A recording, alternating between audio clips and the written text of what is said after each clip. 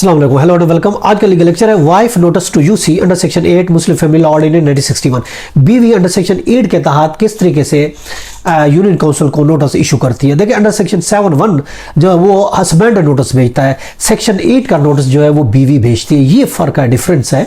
देखिए, सेक्शन 7(1) जब husband divorce देता है तो सेक्शन 1 का नोटिस भेजता है यूनियन काउंसिल को जब वो तलाक दे देता है, और अंडर सेक्शन 8 का नोटिस तब जाता है जब तलाक के अलावा शादी की तनखीस होती है। यानी फॉर एग्जांपल खुला वो हो जाती है, कोर्ट से बीवी खुला ले लेती है, तो उस सूरत में बीवी यूनियन काउंसिल को सेक्शन 8 का नोटिस भेजेगी कंफर्मेशन का कि उसने कोर्ट से खुला ले ली है, अब उसकी इस खुला को कंफर्म किया जाए।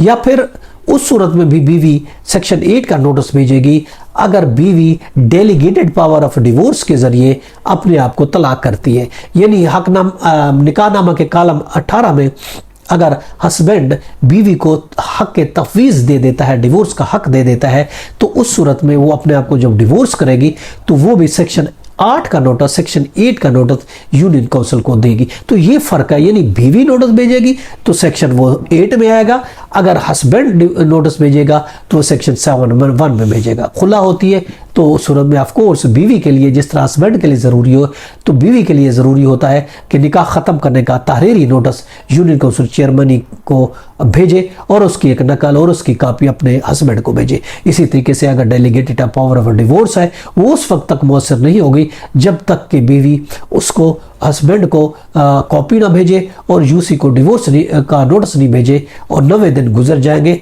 तो 90 दिन गुजरने के बाद वो उस सूरत में तलाक जो है वो इफेक्टिव होगी।